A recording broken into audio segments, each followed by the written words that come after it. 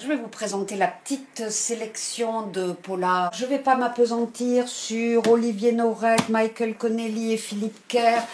Trois très bons livres, voilà, dans la lignée de leur précédent. Le premier que j'ai dans les mains, de Tom Booman, c'est un polar américain, ça se passe en Pennsylvanie.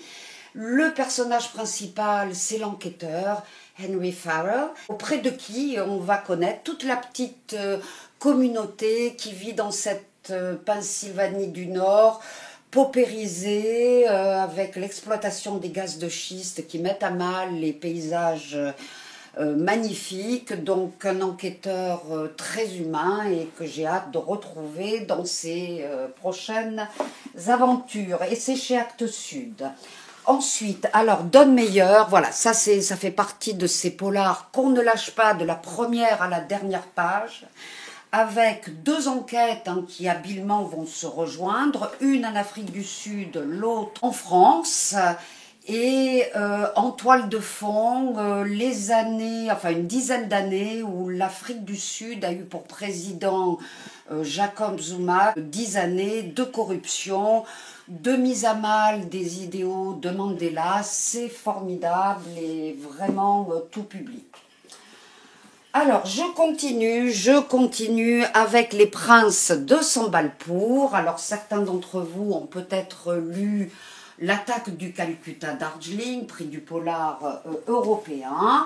Donc, on va retrouver le couple d'enquêteurs burlesques avec l'inspecteur de Scotland Yard, exilé à Calcutta, et son petit adjoint indien. Voilà, ça démarre très mal pour eux parce qu'ils sont dans une voiture avec un prince et le prince se fait assassiner sous ses yeux et ils vont enquêter dans un petit royaume. Alors comme dans le premier, c'est un polar historique, c'est les années 20, l'Empire britannique en Inde commence à être malmené et on rigole du début à la fin. Comme dans le premier, l'attaque du Calcutta Darjeeling. Je vais terminer avec ce livre-là, Devil Joy, ce lien entre nous, chez Sonatine. Alors là, que dire, c'est tragique, c'est poétique, c'est rude.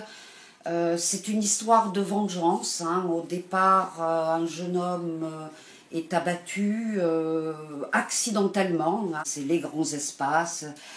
Les Appalaches, et le frère du mort, qui est un homme violent, rustre, enfin qui a vraiment rien pour lui, va décider de venger son frère.